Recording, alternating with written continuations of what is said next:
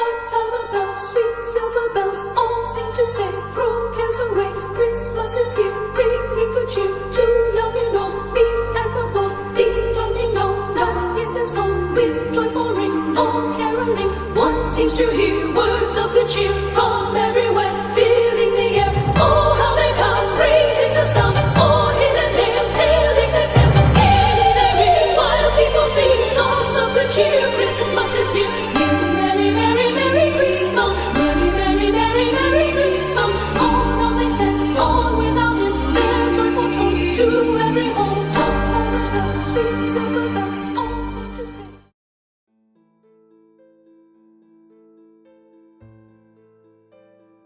Good day and welcome back to the channel.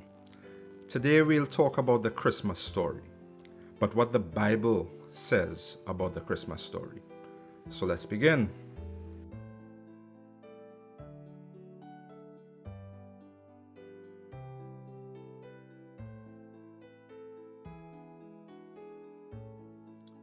Now reading from Luke 2 chapter 1. In those days a decree went out from Caesar Augustus that all the world should be registered. This was the first registration when Quirinius was governor of Syria, and all went to be registered, each to his own town.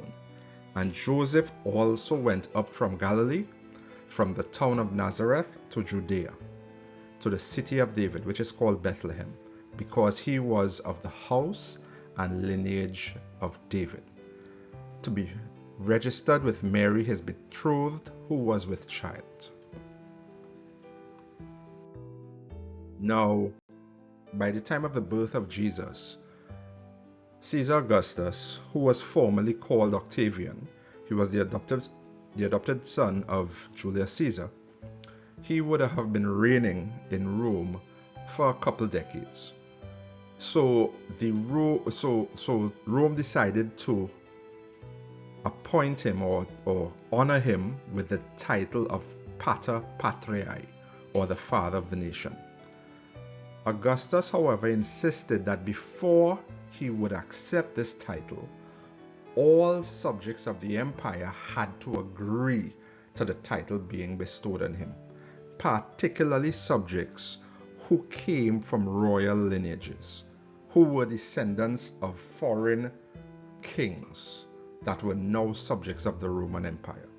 This decree to undertake this registration of agreement was made somewhere between 4 and 3 BC, but it was completed, the process was completed by late 2 BC.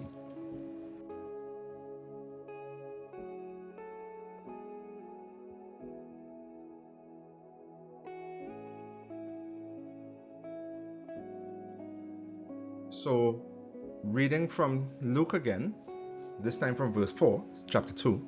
And Joseph went up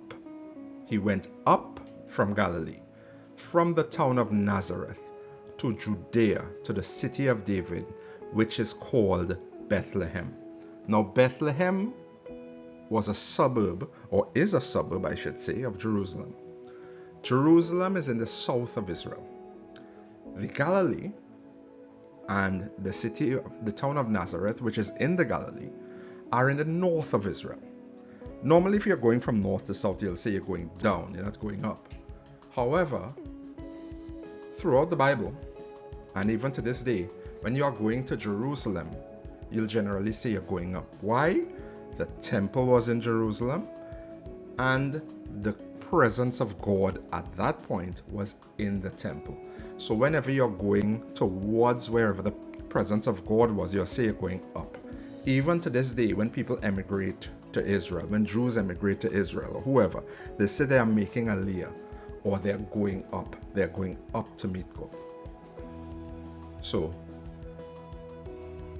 to the city of David, which is called Bethlehem, because he was the house and lineage of David.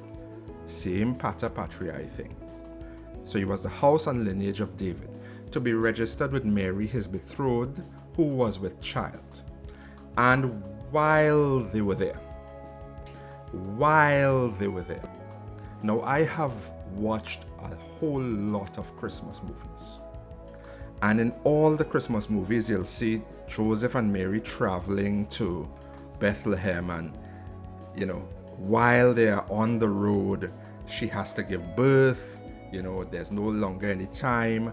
And when they go to every hotel and every inn and every motel, there's no room. So they find a stable that is either in a structure on the outside or a cave. That's not what the passage says. The passage says while they were there. The passage seems to suggest that they were there for a period before she was ready to give birth. So reading from verse 6, and while they were there, the time came for her to give birth. And she gave birth to her firstborn son, and wrapped him in swaddling cloths, and laid him in a manger, because there was no place for them in the inn. Now that seems to be a little odd, a little bit of a contradiction, because it says while they were there, yet when she was ready to give birth, there was no place for them at the inn. Before we go forward, let's look at the inn. So the word we want to look at is inn. Now, the entire New Testament was written in Greek, with the exception of a couple Hebrew or Aramaic words that would be thrown in. The entire New Testament was written in Greek. And we're reading from the book of Luke. So the word for inn, the Greek word for inn, is katalima. And what katalima means is not hotel, it's not motel, it's not guest house. What katalima means is guest room. In the culture of the time, right? And we have to remember that Bethlehem would have been a small village, not very big. So at that time, families will have a room when it's not needed to house people. Other things, the room will be used for other things. But when family comes over, the family would be housed in the katalima. So there was space for the extended visiting family in the guest room, in the katalima.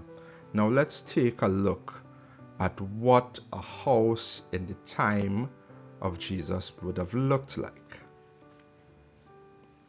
So this is a house from the period. So we will see the external walls of the structure.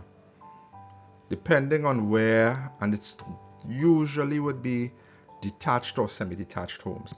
And depending on how it's situated, there would be one or more entrances into the structure. All right.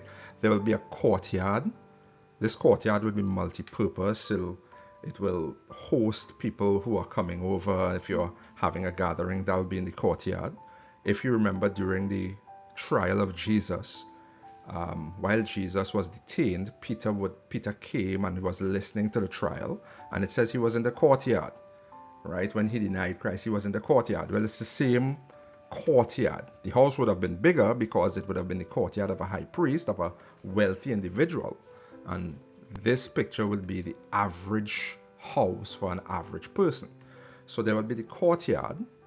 Then there would be space on the bottom floor for things like an outdoor kitchen where they would do their cooking.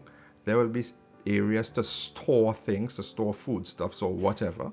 And there would be a sheltered, secured, closed-off space for housing the family's animals. The animals were not kept at a separate structure. They were kept on the bottom floor of the home. Right? And then you would use steps, or in this case ladders, and upstairs you would have the living spaces of the home where the family would eat, gather, pray, have meetings, they would sleep. At the times of the year when the weather is mild and it allows for it, they would also sleep on the roof. There would be these flat roofs where you could sleep when it's not wet or snowy or cold or whatever. So this would be the house. Now, if the passage in Luke says while they were there, while they were there was no place for them in the katalima to have the baby. It seems to state that they were there before, right? So there was room for them before, but when it was time to have the baby, there was no longer room for them. They got put out. That's a contradiction, maybe, but maybe not. There is another passage from another gospel, the Gospel of John, that seems to, or that has the possibility of addressing this possible contradiction. In John chapter 1 and verse 14, it says that the Word became flesh and tabernacled with men. Tabernacled with men. And the word John used for tabernacled was skenoo. All right? Now, possibly the reason why at one point they seem to have had space for them in the katalima, in the guest room, and when Mary was ready to make a baby, there was no space for them in the courtyard or in the guest room, so she had to make it in the animal storage room. Was potentially there was a feast that was supposed to happen soon. Now, we have to understand the religion of Judaism. The whole religion of Judaism was about ritual purity. You had a bunch of feasts, a bunch of festivals, a bunch of activities that everyone was supposed to partake in. Everyone was supposed to be involved in these events. But you could not be involved in these events if you were ritually unclean. This goes back, and this ritual cleanliness actually goes back to the founding of Judaism with Moses. When Moses first met God, when he first met Yahweh at the burning bush, Yahweh told him, take off your shoes because you're on holy ground. You're going to defile holy ground with your shoes on. And that's repeated a couple decades after, 40 years after, when Joshua, just before the Battle of Canaan, he meets an entity, or he encounters an entity, and he asks the entity, are you for us or are you for them? And the entity says, I'm for neither. I'm the captains of the Lord's host. That entity was called in the Bible the Malach Yahweh, or the angel of the Lord. Now, the Malach Yahweh is not believed to be an angel. And the reason why is any angel of God is not going to take worship from men. Nowhere in the Bible would you see a loyal Elohim, a loyal angel, taking worship from men. And the entity that Joshua met allowed Joshua to worship him. That entity is what we would call the theophany or Christophany. It's a pre-incarnate appearance of Jesus. It's Jesus appearing to mankind, Jesus being on the earth or coming to the earth, taking form and doing stuff on the earth before he comes as a child, before he takes on flesh permanently. All right? So, and that entity told him the same thing. Take off your shoes in my presence because you're on holy ground, and therefore shoes will defile my presence. Why would shoes do that? Simple. Shoes are death. Shoes are dead animals. Shoes are made of leather. Dead animal. Judaism is all about ritual cleanliness or ritual purity. And what made you ritually unclean? Having death on you. So if a family member died, you touch that family member, you are ritually unclean.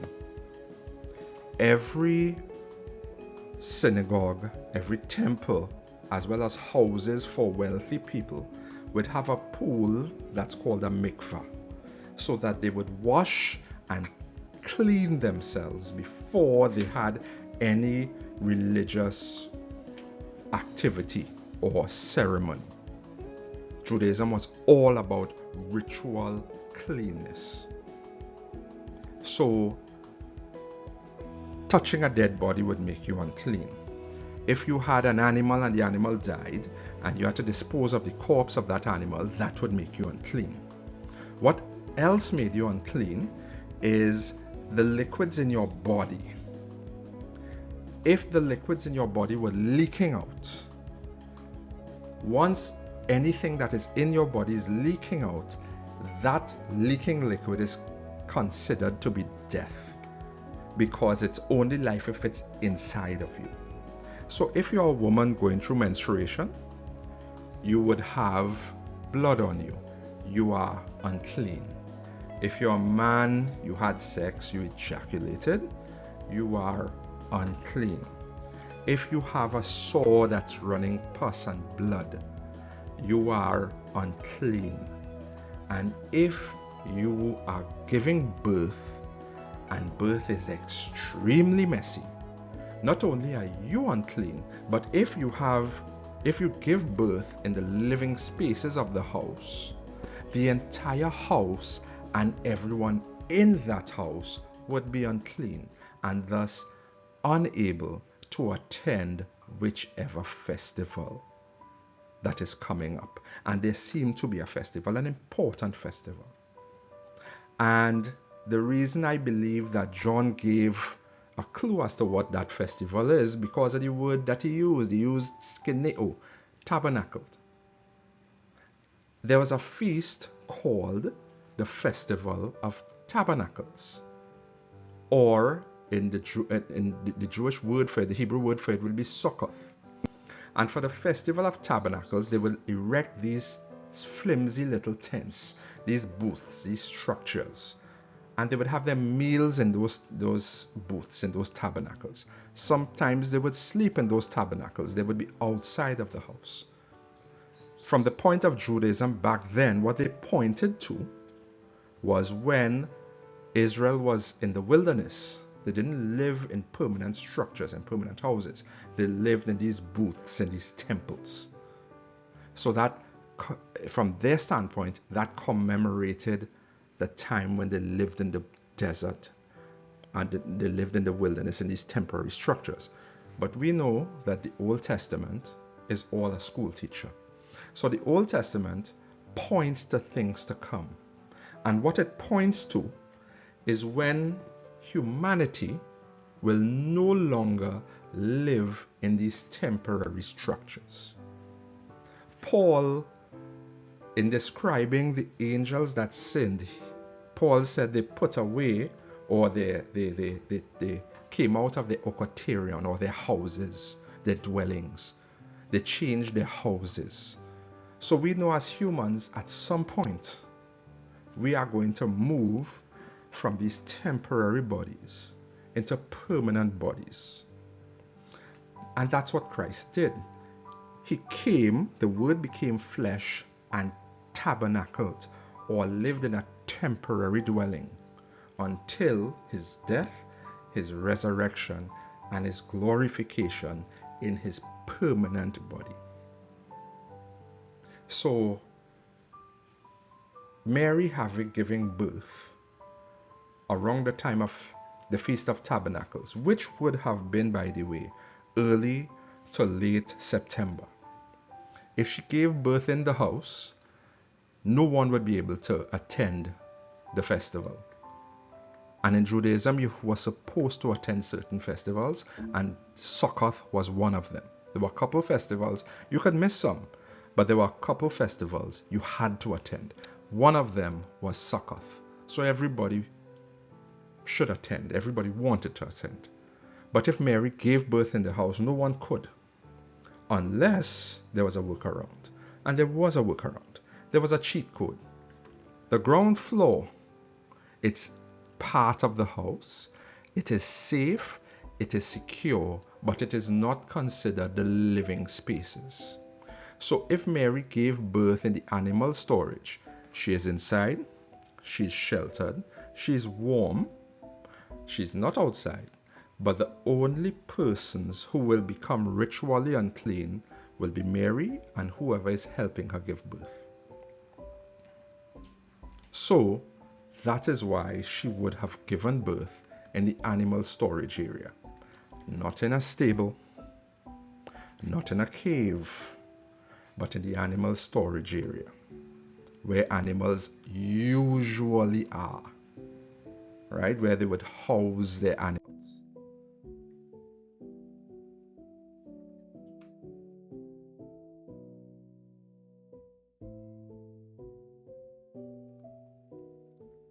So, reading from Luke again, this time verse 8 of chapter 2.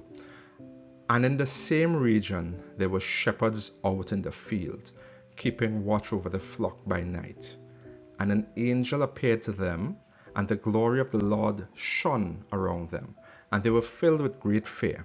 And the angel said to them, Fear not, for behold, I bring you good news of great joy that will be for all the people. For unto you is born this day in the city of David a Savior. By the way, the Hebrew word for Savior is Yeshua, is Jesus. So unto you is born, if you're reading this in Hebrew, unto you is born this day in the city of David a Jesus, a Yeshua, who is Christ the Lord. And this will be a sign for you. You will find a baby wrapped in swaddling clothes and lying in a manger. And suddenly there was with the angel a multitude of the heavenly host, praising God and saying, Glory to God in the highest, and on earth peace among those with whom he is pleased. Now you may have read or would have read or heard some other translations saying, Glory to God in the highest, and on earth peace to all men. The earliest manuscripts does not say peace to all men. They say peace on earth with whom God is pleased. So if you want peace, make sure you please God. And how do you please God? Well, to start, without faith, it's impossible to please God. So on earth you want peace, then turn back from the new global trend of disbelief in the existence of Yahweh. Because on earth it seems that people have no problem with everything except Yahweh and Jesus. But back to the point, back to this passage, a couple of things here. One thing, the angel of the Lord chose to appear to shepherds in the field. Shepherds were not people who were highly esteemed in Israel. The job of the shepherd went to the least in the family, usually went to the youngest. Right? David was a shepherd. David was the youngest in his family. He was the least regarded in his family. God didn't choose to announce the birth of what everyone has been waiting on, the Messiah, to the great. He chose to announce it to the least. But what did he tell them? Christ is born, and you're going to find this sign. You'll find a baby wrapped in swaddling cloths and lying in a manger. Now, in the previous slide, I stated, or I showed, that Mary would have given birth in the animal shelter of the home, and she would have put the baby, wrapped the baby in swaddling cloths, and put him in a manger. Now, a manger is a feeding trough. They could have done that if the animals were not there. So where were the animals? Well, there's a particular point of the year that's called the lambing season. That is normally in spring, in March, April. And in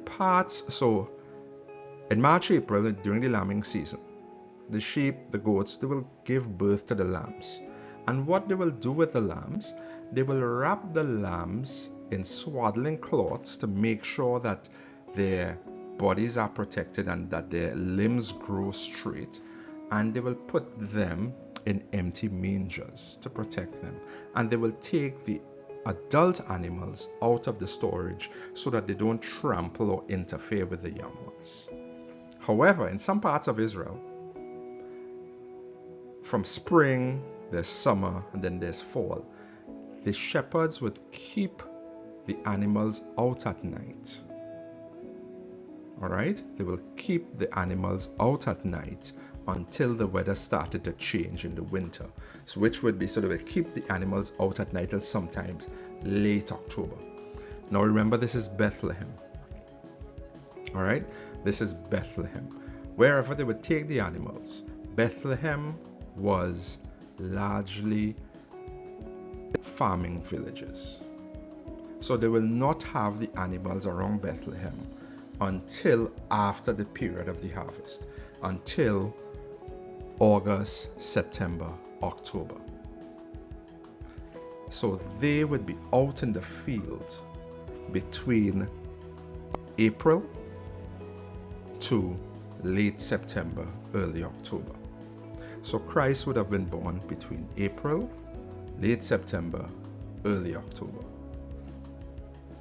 And what would be a sign? The sign would be a baby wrapped in swaddling cloths and lying in a manger.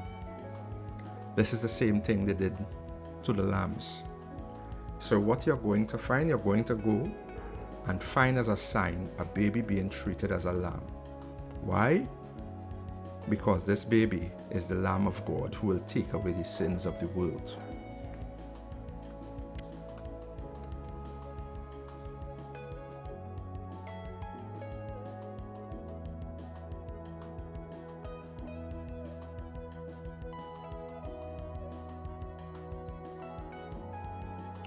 So, the wise men. And we all know the story of the wise men, the three wise men from the east, Melchior from Persia, Gaspar from India, Balthazar from Arabia, right? So these three wise men will come to Jerusalem on their camels, and they will meet with Herod, and then they will go, they will find the baby Jesus. They're all following a comet for hundreds of miles, or however long they're following this comet. They will go, they'll find the baby Jesus on the night he is born, and they would be there with shepherds, etc., etc. It's a lovely story, but it's not what the Bible says at all. So let's look at what the Bible says. But first of all, before we look at what the Bible says, let's get into the wise men. Now, reading from Matthew chapter 2 and verse 1. Now after, not when, not the night, after Jesus was born in Bethlehem of Judea, in the days of Herod the king, behold, wise men came from the east to Jerusalem, saying, Where is he who has been born King of the Jews? For we saw his star when it rose, or at its rising, or in the east. We saw his star at its rising, or in the east, and have come to worship him. When Herod the king heard this, he was troubled, and all of Jerusalem with him. And assembling all the chief priests and scribes of the people, he inquired of them where Christ was to be born. Now there are a couple issues in this passage here. They came to the king, they came to Herod, and they told him, we've come to worship the new king that has just been born. So essentially, we have come looking to worship your successor. Now, regime change is very rarely ever peaceful.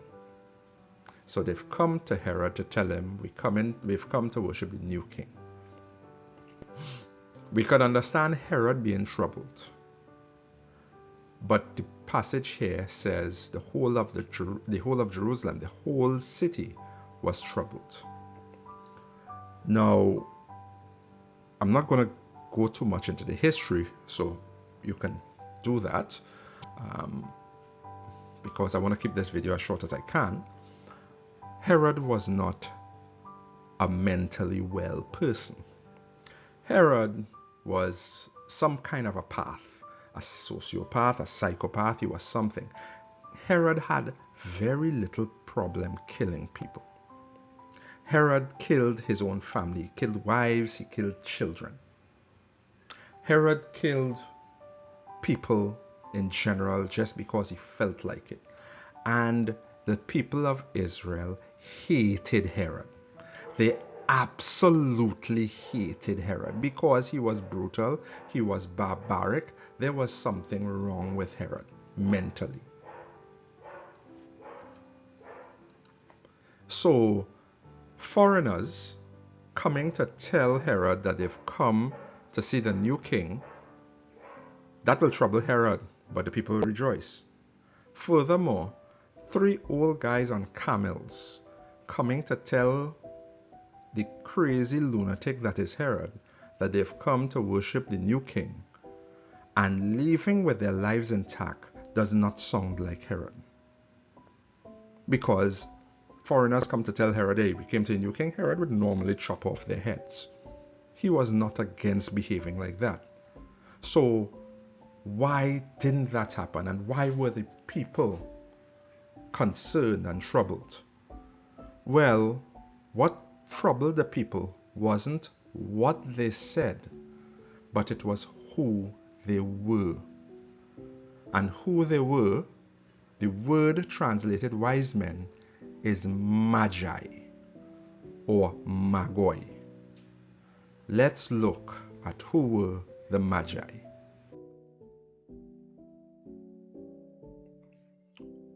Now, in the time of Jesus, the regional superpower was Rome, and we know all about Rome. We've seen lots of movies and TV shows about Rome. However, in addition to having a regional power called Rome, there was a regional power called Parthia at the time. And Rome had conflict with Parthia. They fought a few wars with Parthia. And most of the time, it did not go well for Rome at all. So by the time of Jesus, there was a peace with Parthia. It was a fragile peace, but it was still a peace, because Rome did not have a very good history of conflict with Parthia. So the Romans tried not to have conflict with Parthia, because a lot of the time they lost. In fact, Rome did not end the Parthian Empire. The Parthians ended the Parthian Empire. In fighting, this was what destroyed the Parthian Empire. But they were the perfect counterweight to Rome, and Rome did everything possible to maintain peace with Parthia and not go to war with Parthia. So the Magi were a member, or they were a group that was a member of the governing elite in Parthia. Now if you look at this map here, Parthia will be in green, the Roman Empire will be in red, and Israel will be right in this area in the middle here. Jerusalem will be not far from Gaza and Petra.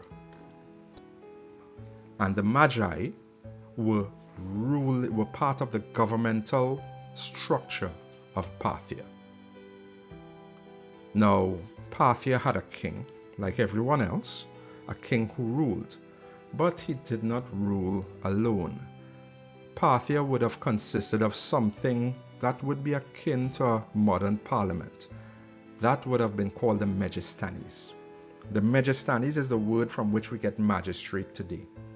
The Megistanes consisted of a couple structures. They consisted of a lower house of nobles. Alright? Then there was an upper house that consisted of 2 groups. One group would have been wise men or philosophers from all around the kingdom. The second group would have been magi or magoi. These magi were all Zoroastrian priests. But in addition to being Zoroastrian priests, they were very well learned, they were astronomers, and they were philosophers. But they were all Medes. Alright, they were all Medes. The Parthian Empire consisted of a number of ethnic groups. The Magi were all from one ethnic group.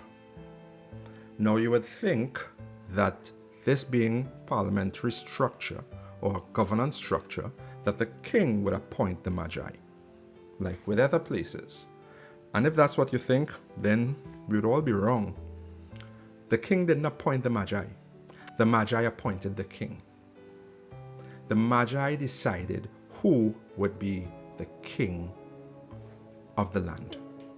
They appointed the king, they elected the king. Therefore, Parthia went to great pains to protect the Magi.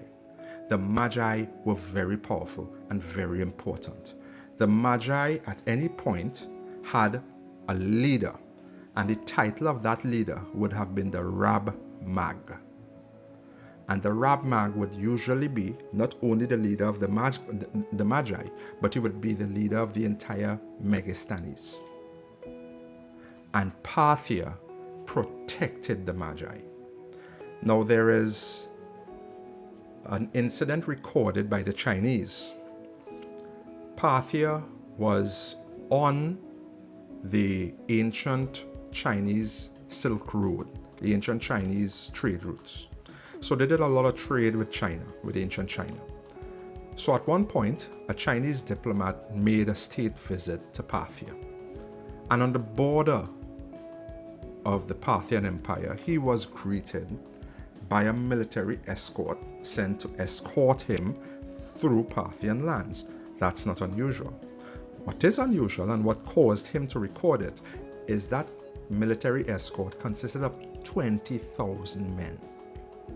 Now, if the Parthians would send 20,000 men to escort a foreign dignitary through their lands, how many men would they send to escort their kingmakers through foreign enemy lands that they are constantly at battle with? It would be at least 20,000. And it would be logical to assume it's much, much more. So reading the passage again, and from verse 3, when Herod the king heard this, he was troubled, and all Jerusalem was troubled with him. Now the Magi did not choose one of the standard routes, one of the standard highways to get to Jerusalem. Why? This is enemy lands. If you travel through one of the standard routes, you'll be noticed. You will be noticed long before it. They weren't close. Traveling from Parthia to Jerusalem would have taken weeks. So they weren't close. So if you use one of the standard routes, you would have been noticed by guards at checkpoints, etc. And Rome would have sent an army to stop you, to greet you, and to fight you. Because we are technically, though we have a period of peace, we are enemies. And an army traveling through our land will basically need to be checked and to be intercepted.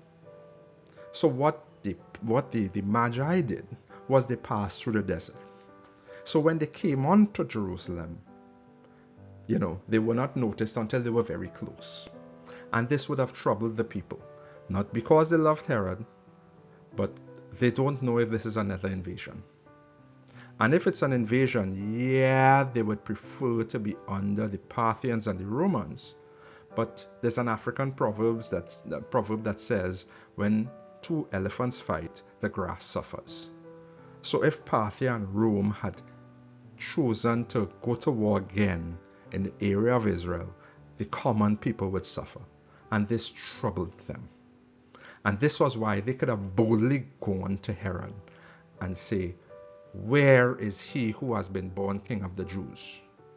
They could boldly do that because they have a massive and extremely powerful army at their back. An army that even the Romans prefer not to interfere with. Right? Let's look at why the Romans wouldn't want to interfere with. So we've seen a lot of movies and TV shows about the Romans. We know all about the Roman army. We know that at the core of the Roman army, there were these heavy infantry. So it's essentially a wall of iron and muscle. All right? And they will basically slowly come, march forward, destroy whoever is in their path. The Parthians didn't fight like this though. The Parthians chose to go a different way. The Parthians had two units in their military. They had these cataphracts, which would be armored cavalry, heavy armored cavalry. So the rider will be all in armor, the horse would be in armor, and they would be armed with long spears. In addition, they would have these units. They would have much more of these units, these horse archers. And these horse archers would have been armed with groundbreaking technology of the time, a composite recurve bow. It's relatively short and small, however, it has great range.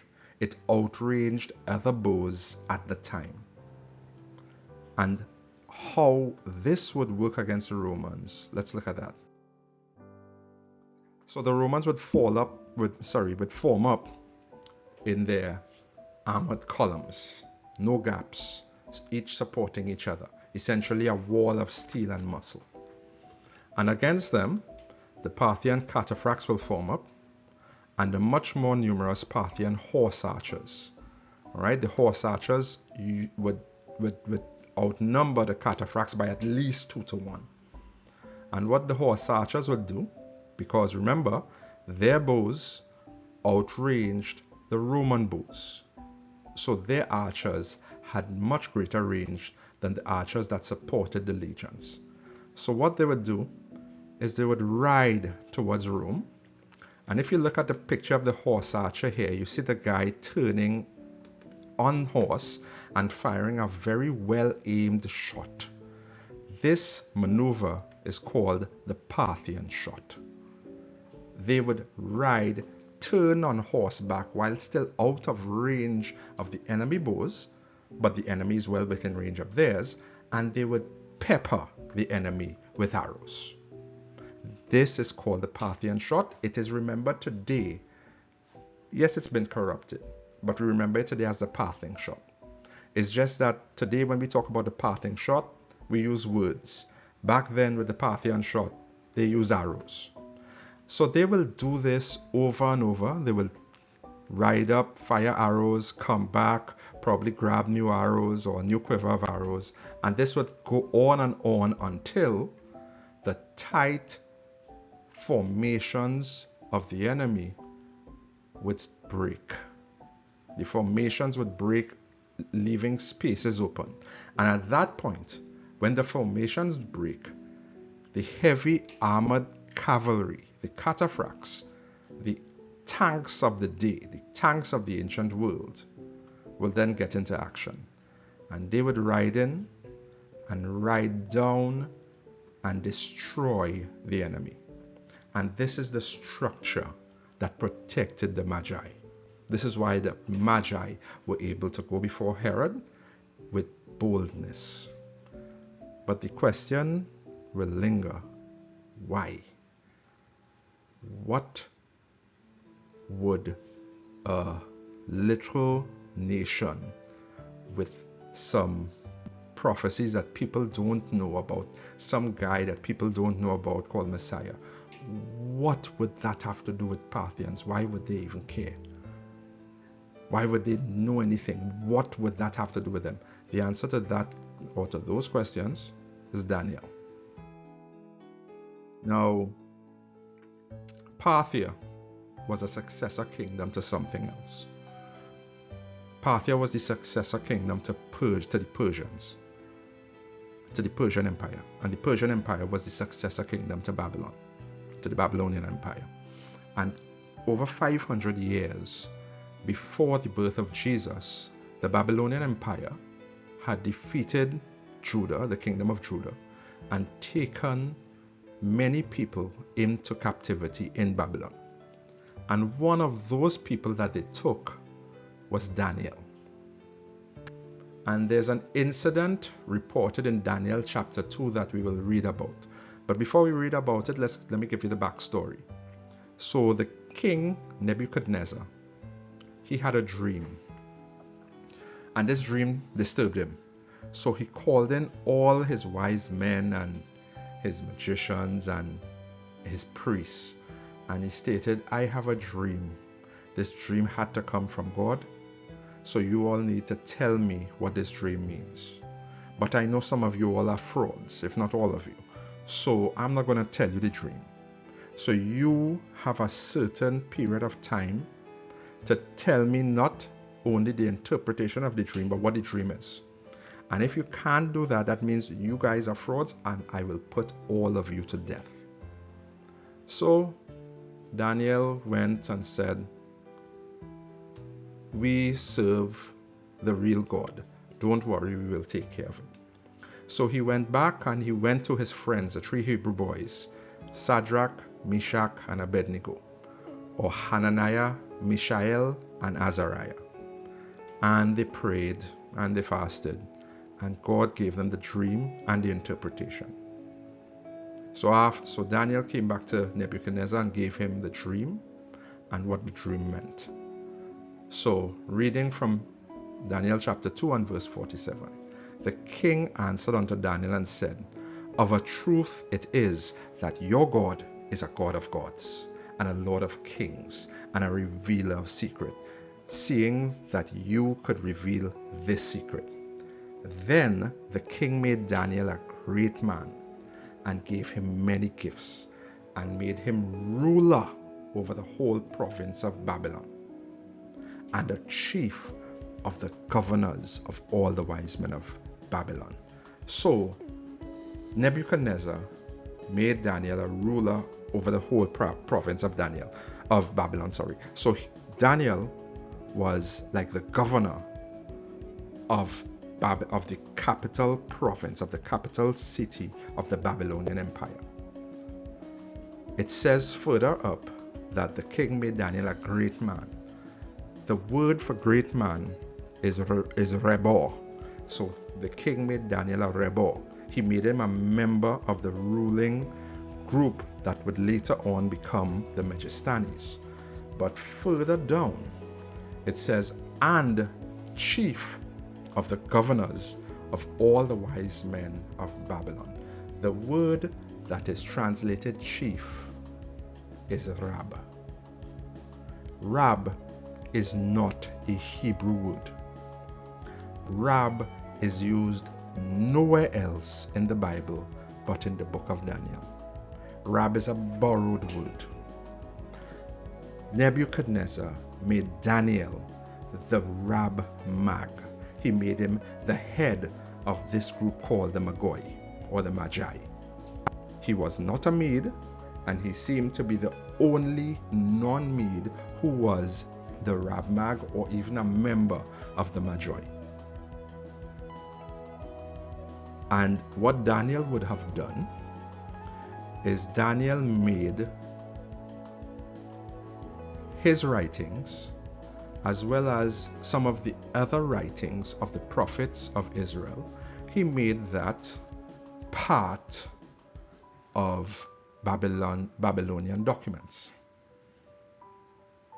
So the Babylonians and their successor kingdoms would have become very familiar with the writings of Daniel and with the prophecies of Daniel and of the other prophets. Unfortunately, Babylon is the home of corruption. In Revelation, Babylon is called the mother of harlots, or the mother of whores. In prophecy, a whore is a false religion. And it says that all false religions come from Babylon. I recently did a series of videos called Divine Rebellions. The first Divine Rebellion in Eden, it didn't result in worship of any false gods. You didn't see any false gods after that. The second Divine Rebellion at Hermon, you didn't see any worship of false gods after that. The third Divine Rebellion at Babel, right after you see a bunch of false gods, you see all manner of false gods after it. The home, or the source, or the origin of all false gods and of all corruption of all things is Babylon. So after the death of Daniel, there was this priest called Zoroaster, and he created a new religion. They didn't worship Yahweh, but they had the prophecy of Daniel and the other prophets of Israel.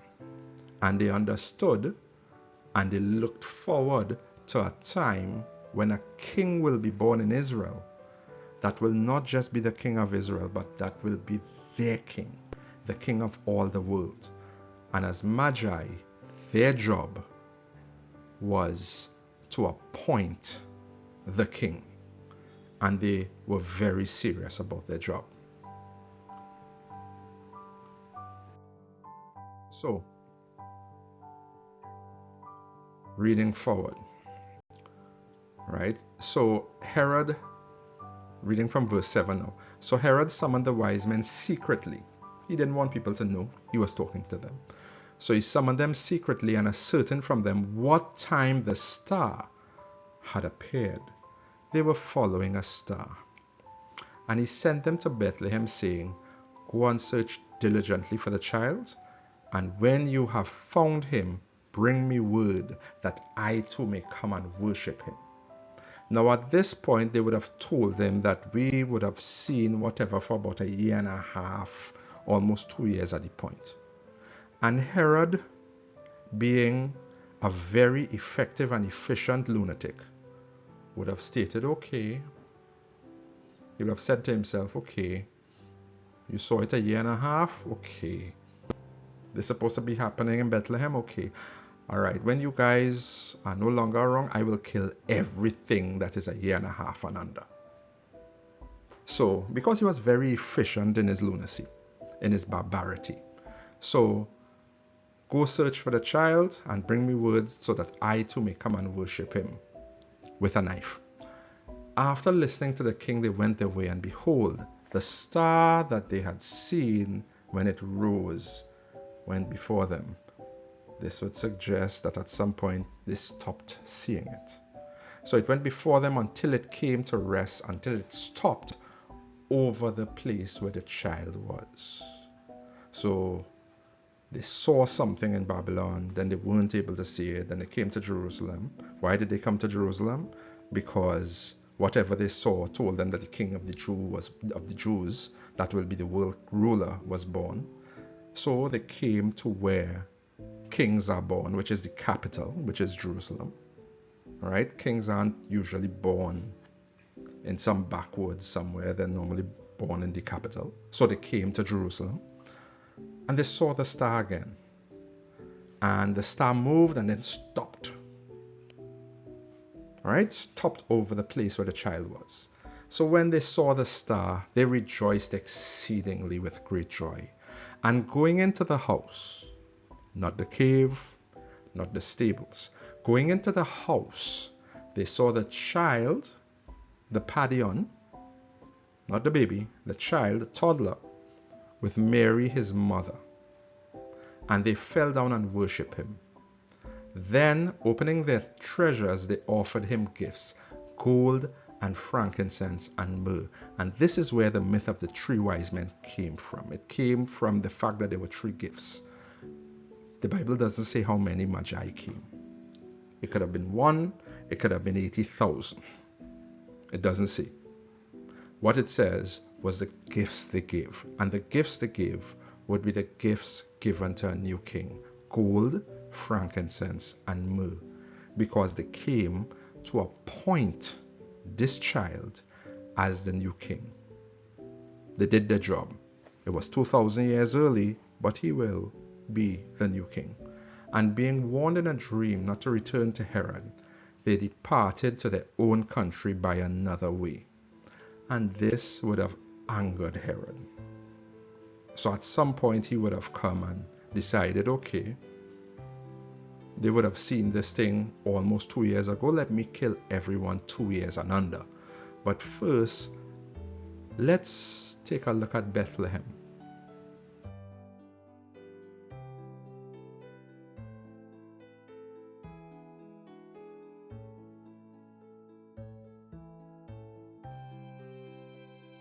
Now reading from Matthew chapter 2 again.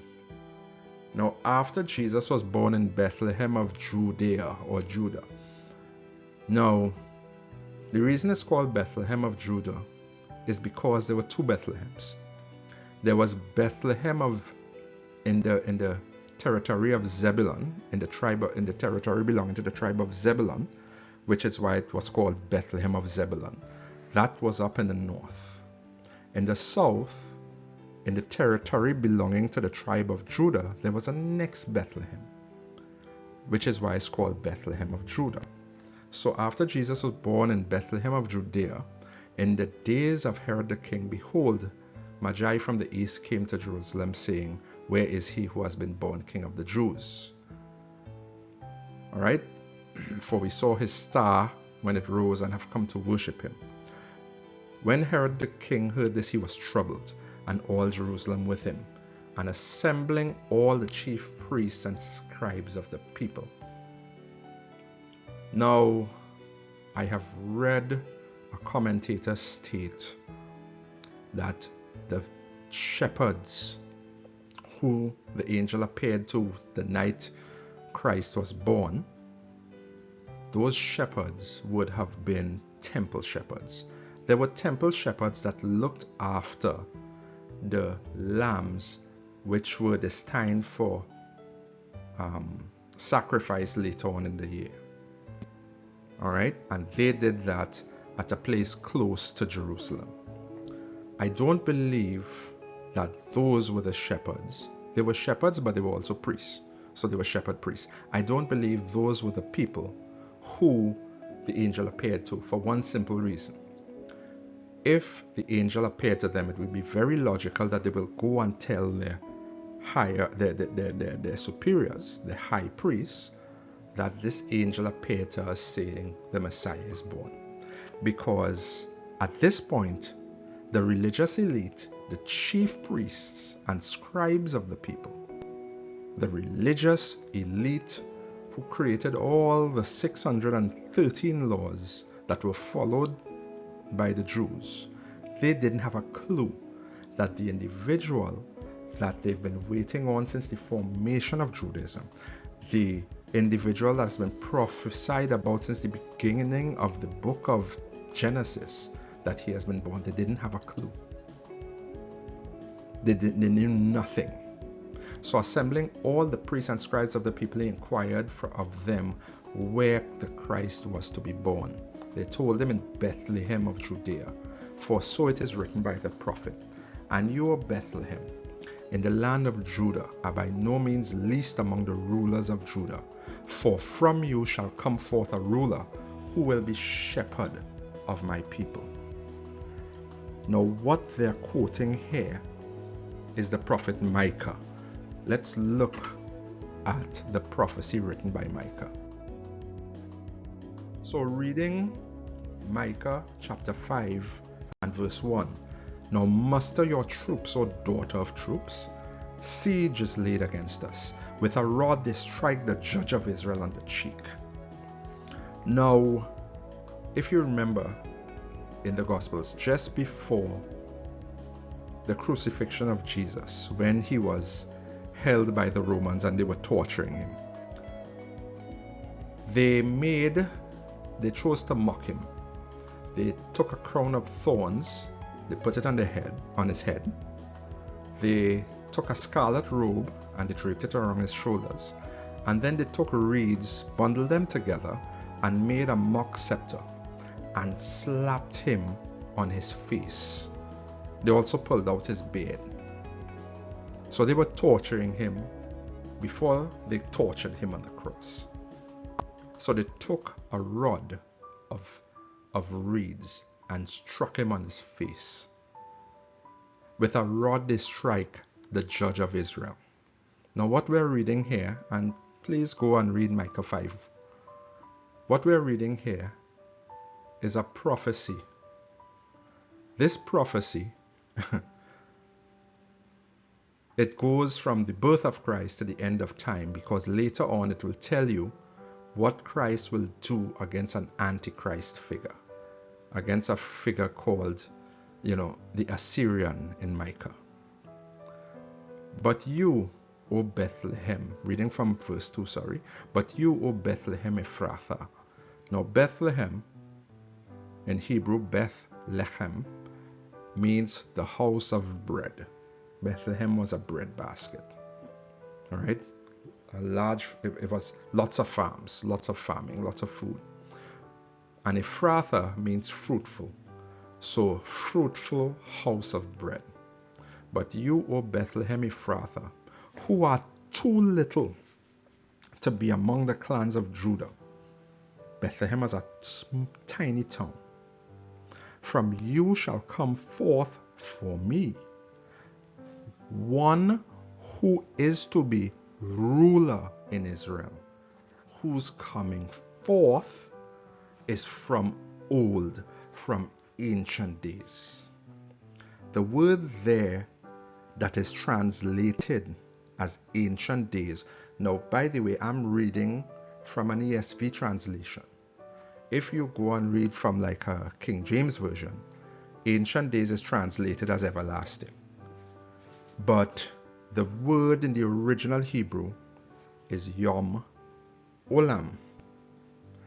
Now in the Old Testament, if you see somewhere that's translated as eternal life or everlasting life, the word will be Olam Haba, life eternal. Yom Olam means days eternal. This is essentially stating that the one who is to be ruler, the one who is born in Bethlehem Ephrathah, and who is to be the ruler of Israel, he comes from days eternal. He comes from eternity. Now the only person who comes from eternity is Yahweh. So you will see a bunch of people stating that yes, Christ was a real figure, but Christ being God was an invention of the apostles or the early church fathers or whoever. Christ never stated that he was God. It have nowhere in the Bible that it says that the Messiah will be God. Anyone who tells you that nonsense, tell them to go and read Micah 5:1. It have a whole lot more things they can read, but they can start at Micah 5:1 and ask them to explain which man comes from Yom Olam, which man comes from eternity. This passage is essentially saying that the Christ is Yahweh. Let's go on.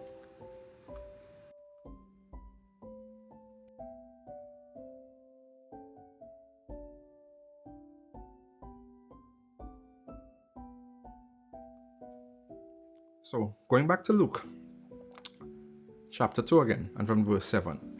So, Herod summoned the wise men and secretly and ascertained from them what time the star had appeared. All right, and we've read this again. All right, so the star, they had seen the star in Parthia. Whatever it is caused them to understand that the king of the Jews had been born. So they went to where they would expect to find the king of the Jews. They went to the capital of Israel. They went to Jerusalem, and they spoke to the king. And then from verse 9, after listening to the king, they went their way, and behold, the star that they had seen, when it rose, went before them until it came to rest over the place where the child was. So they had stopped seeing the star and they saw it again. And then the star started to move until it appeared to come to a standstill over Bethlehem. When they saw the star, they rejoiced exceedingly with great joy. They rejoiced exceedingly with great joy because they saw it again. Whatever it is they saw it again. And they went and they worshipped. They gave the child the gifts, etc. Now, the word that is translated star, that word is kind of loose and open. It means anything unusual in the sky. So if you see some really fancy lightning in the sky, that would be a star. If you see a meteor shower, that would be a star. If you see a comet, that would be a star. However, if you see a strange group of events, that would also be a star. So let's examine what possibly could be the Star of Bethlehem. So, the Star of Bethlehem could be any bright, noticeable heavenly body that was making strange maneuvers. So, could it be a comet or a meteor shower? Now remember, they had seen whatever it is that they call the star for almost 2 years. A comet will be around, you'll see a comet for a few months, but definitely not a couple of years. Meteor shower, you're going to see a meteor shower for hours or for days, not for 2 years. Aside from that, it was making strange maneuvers. It seemed to go this direction, then change and come back this direction, then change and go back this direction. Comets don't do that. Meteor showers don't do that. So we could generally cross out that it would be a comet or a meteor shower. Next option, I read one commentator stating the Star of Bethlehem was probably a divine being, an Elohim, or if you wish to call it an angel. Now, in the Old Testament, now he's stating that because in the Old Testament, divine beings were called stars. And this is true. This is not only true in the Old Testament, this is true in the New Testament. However, this is true with a caveat. This is true in a particular set of circumstances. And the circumstances in which this is true is this happens in prophecy. In the New Testament, divine beings are called stars in Revelation. And in the Old Testament, divine beings are called stars in prophecy. So in Isaiah, it says, speaking of the divine rebel of Satan, "How art thou fallen from heaven, O Lucifer, son of the morning," or Hillel ben Shakar, or the shining one, the son of the dawn, the morning star. That's prophecy. The Magi were Zoroastrian priests. They were philosophers. They were astronomers. They were not prophets. Whatever they saw was literal. If they had seen a divine being, they would have stated to Herod that a god or an angel appeared to us. They would not have said that they saw something in the heavens. So what is left that can be the Star of Bethlehem? And what is left is a group of astronomical events, a group of star conjunctions, a cluster of events. Now, this cluster of events had to happen for about, if it's a cluster of events that is, it had to happen for about 1.5 years, 2 years before Christ was born. Do we know when Christ was born? Yes, we do. Christ had to be born, or according to the Bible, Christ was born before Herod died, which is obvious. Herod tried to kill him. Now the thing is, Herod was such a brutal man that we know exactly when Herod died, down to the day. It's recorded by the Romans. It's recorded by everyone when Herod died. In fact, when Herod died, the Jews had a holiday that they celebrated and commemorated for years. Herod died late in 1 BC. So yes, we like to think that Jesus would have been born in year 0, year 1, so 1 AD or something, but no. Jesus was born a little before that. So was there a group of astronomical events like a cluster of star conjunctions for about between 4 BC to 1 BC? Thankfully, science says that there was. right? There's software you could go and look and see what stars or what heavenly bodies were doing between 4 BC and 1 BC that would have been noticeable from that area of the world. Let's go take a look. So, in 3 BC, on the 19th of May, Saturn and Mercury had a conjunction in Cancer, in the constellation of Cancer. Now, I'm going to call out constellations. This is not astrology. This is astronomy. I stated before that everything was corrupted in Babylon. There's a passage in the Bible that says, "Can you read the story of the sky?" The Bible also says that the Lamb of God was slain before the foundations of the world. God has a plan for man. However, God knows all things before he does it. He knows the end from the beginning. So he knew man would have rebelled. He knew man would have fallen.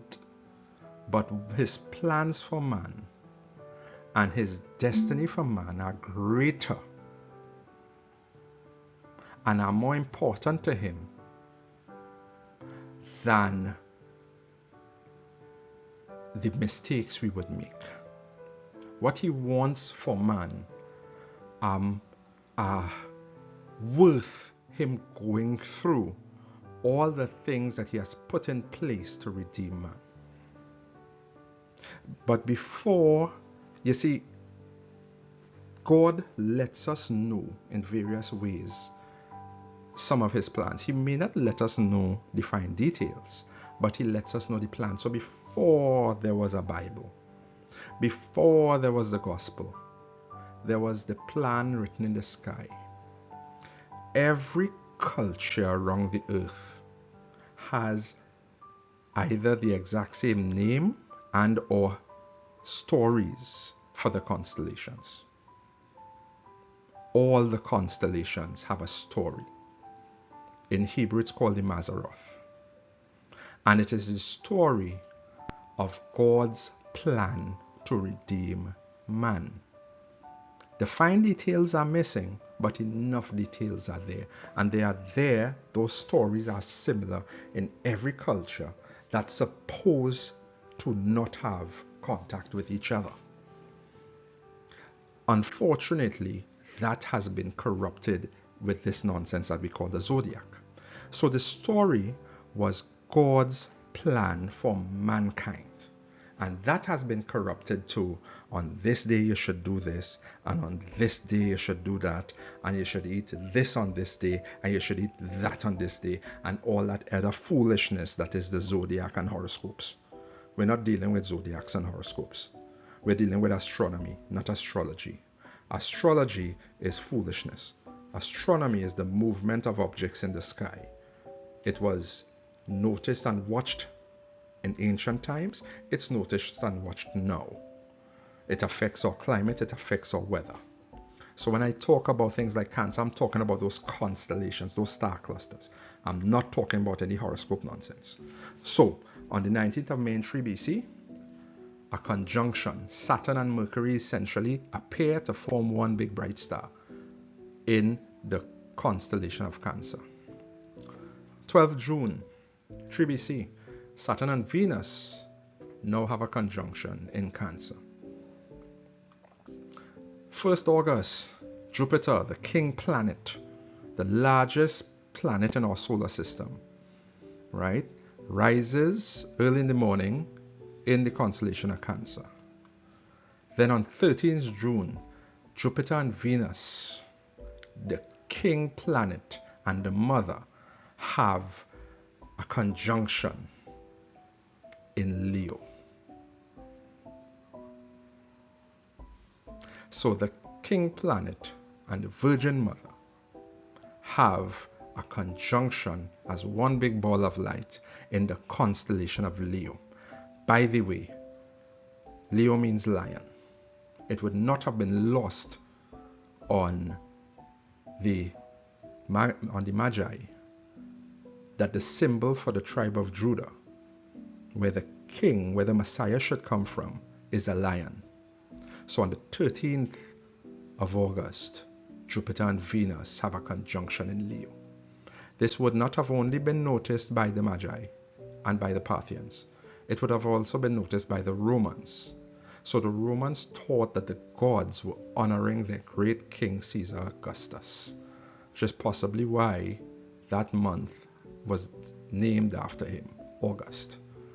So going forward, on the 18th of August, Mercury, considered by some ancients to be the messenger of the god, has a conjunction with Jupiter and Venus in the constellation of Leo, the lion. At this point, the Magi would now be holding meetings, because they are saying, hey, something is happening, guys. Something is happening. Are we watching? Let's hold meetings. Let's have some symposiums. Let's start planning. Something may be happening, because this group of events, this cluster of conjunctions, is starting to be a bit unique here, right? Especially the spacing of them. Then on 10th of September, there's an astronomical new moon.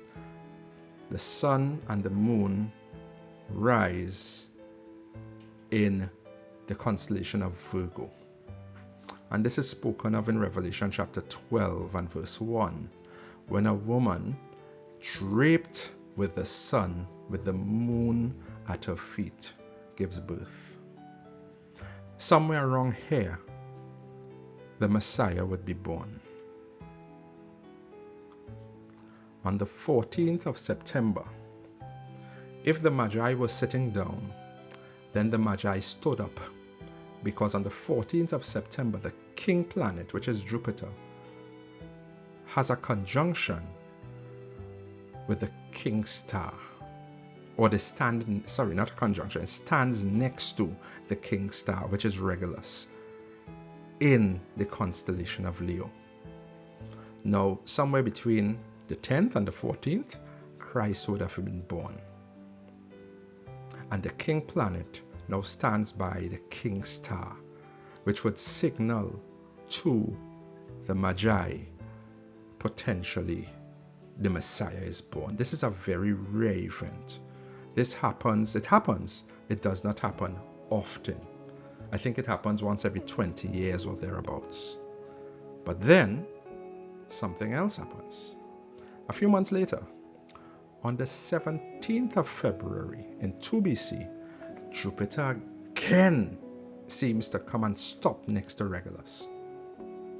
So Jupiter came and stopped next to Regulus, passed on, because remember, this is all the orbit of planets. This is all orbital mechanics. This has been put in place at the beginning of our solar system, at the beginning potentially of the universe. Right? This is all the movement of planets. So from where these guys stood at this part of the earth, it seemed as if Jupiter was moving. It stopped by Regulus on the 14th of September. Then it started to move again. Then it seemed to have reversed course and come back and stand by Regulus. So this is now not a usual and normal event. This is something unheard of, unseen of. And they are now in a frantic, they are now in a tizzy, wondering, hey, could this be it? Could this be it? Then on the 8th of May, Jupiter turns and comes back and stands next to Regulus again for the third time. For the third time in a few months. At this point, the Magi would have started to call their servants and called, the heads of the army and said, we need to go into Jerusalem. We need to go to Israel. The Messiah is born. The fact that this happened 3 times in a couple months would have stood out to the Magi, and it would have stood out because biblical numerology will not have been lost on them. And the number 3 is extremely important in biblical numerology because it's the number of divine unity.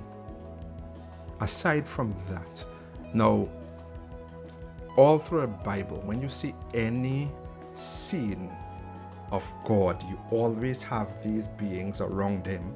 And what they're saying holy. But they say it holy. They say holy 3 times. Holy, holy, holy. Holy, holy, holy is the Lord God Almighty.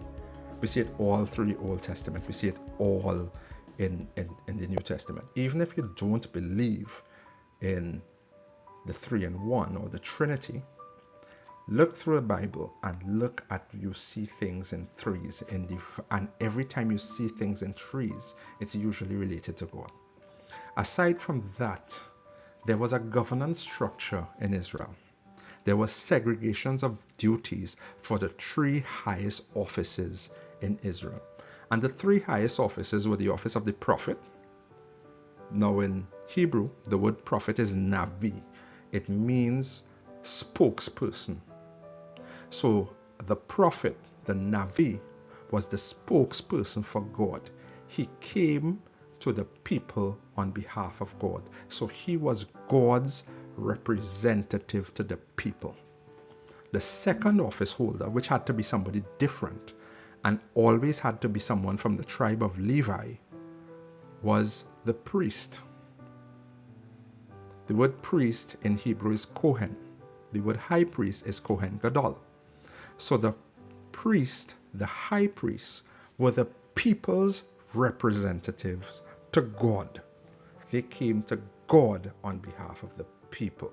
They offered sacrifices on behalf of the people. They performed rituals to God on behalf of the people.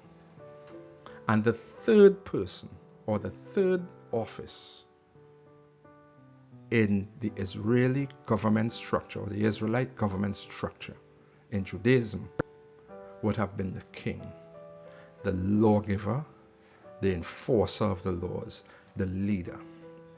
And the king always had to be from Judah. From the time of David, the king of Israel had to be from Judah. So the king couldn't be the priest. The priest couldn't be the king. There were always this segregation of duties. 3 separate persons. From the time of the Messiah, these 3 separate persons would be one person. He would be God's representative to the people. He would be the people's representative to God. And he would be the king. He would be the ruler. He would be a priest, not after the Levitical priesthood, but a priest after the order of Melchizedek. Melchizedek was an individual in the Old Testament. The Bible says he had no beginning, he had no end. I do not know if he was a theophany, possibly. So he was a priest, a prophet, and a king. So Christ is a priest after the order of Melchizedek, after the Melchizedek priesthood. He is a 3-in-1 king. And this would not have been lost on the Parthians, on the Magi. These 3 events happening in just a few months would not have been lost on the Magi. On the 17th of June in 2 BC, Jupiter and Venus again have a conjunction. And this is the second time in 1 year. The Zoroastrian religion, which borrowed heavily from the prophecies of the Bible, from the prophecies of Daniel and the other prophets, had a prophecy that such a star event announced the birth of the Messiah, who was to be the leader of Israel, the leader of Parthia and the Medes, and the leader of the entire world. So at this point, they are putting things in place to get to Jerusalem to do their duty, to appoint the king. On the 27th of August, major conjunction. Jupiter, Venus, Mercury, and Mars have a conjunction in Leo, in the constellation of the Lion, in the constellation of Judah. Then in mid-November, Jupiter goes past its highest point and is moving west. By this time, the Magi would have been on the road. They would have been moving, right? So they may have had glimpses from time to time of the star, because at this point, the star seemed to have been moving towards Jerusalem. Now in December, between early to mid-December, the Parthian king Phraates IV was murdered. But a king wasn't appointed after he was murdered for a while. His wife and son ruled. Why was that? The Magi, who were the only people who could appoint a king, were gone. They were not there. Including the Rapmag, they were not there. Where were they? They were on their way to appoint the ruler of the world in Jerusalem. In 2 BC, on December 25th Kislev according to the Jewish calendar, Jupiter, the king planet, stops completely still, or appears to stop completely still over Bethlehem. This is the furthest west it will go. It will not appear to continue going west. That same day, December 25th, commemorated Hanukkah. Now the story of Hanukkah was that about 165 years or so before Jesus, there was a crazy Seleucid king. At the point in time, Israel was under the authority or under the dominion of the Seleucids, which was one of the successor kingdoms after Alexander, after the Greeks took over the whole ancient world, or at least that part of the ancient world. And this crazy Seleucid king named Antiochus Epiphanes, who by the way is a type or a model for the coming person that we refer to as the Antichrist, who is referred to in Micah, which we read, Micah 5, as the Assyrian, if you go on to read it. He did something that was despicable. He believed that all his subjects should be more Greek. So he tried to Hellenize the Jews. And the first thing he tried to do was bring them into his religion.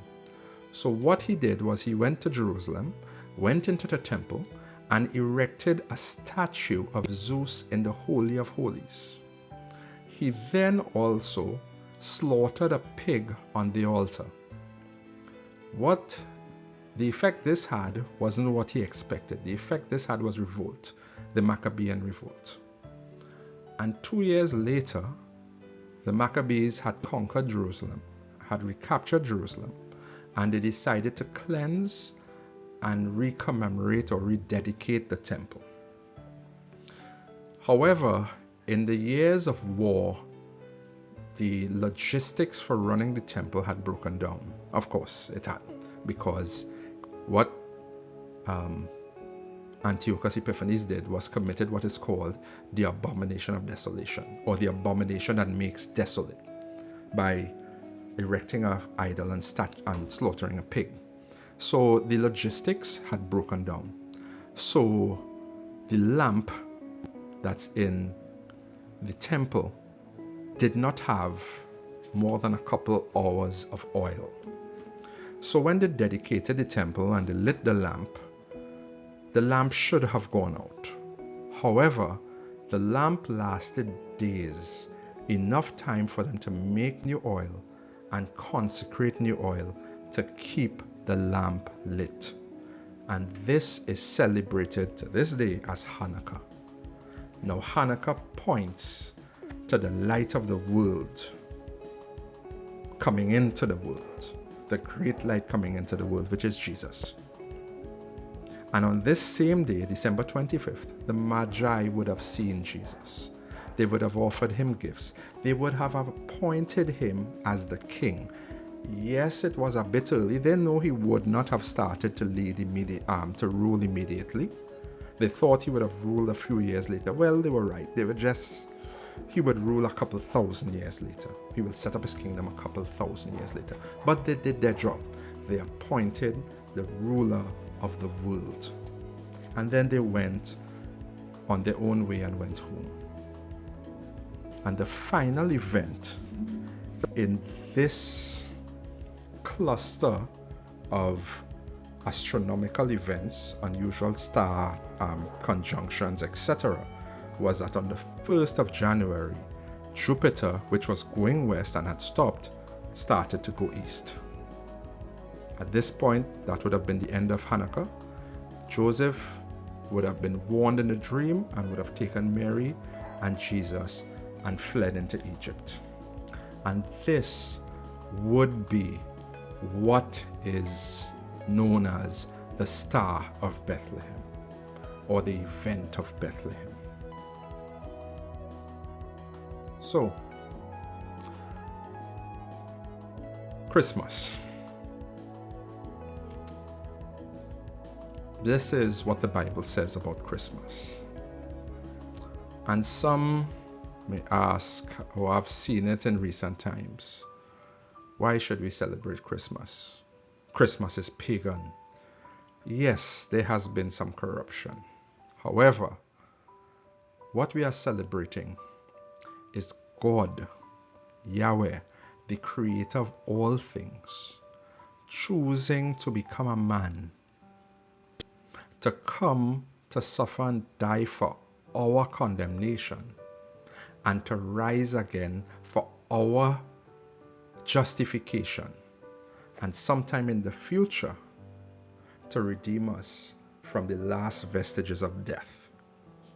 And that is worth celebrating. You could celebrate it any day you wish. You could celebrate it in fact, you should celebrate it every day. No, Jesus may not have been born on December 25th. However, the Magi gave him gifts around December 25th. Furthermore, based on the fact that he's believed to have been born between the 10th to the 14th of September, he probably would have been conceived by the Holy Spirit on December 25th. But that doesn't matter. Christmas celebrates Christ. Forget the commercialization, forget things, forget all of that. Christmas is a lovely time. Children love Christmas. Christmas is great for children. But let's remember what Christmas is about. Christmas is about God, the eternal, Yahweh, the creator, choosing to become man and redeem us. Jesus will now be forever a man. And because he will be forever a man in the future, we will be like him. And we will be redeemed completely. And we will live forever with him. So I hope you enjoyed this video. And thank you very much. God bless.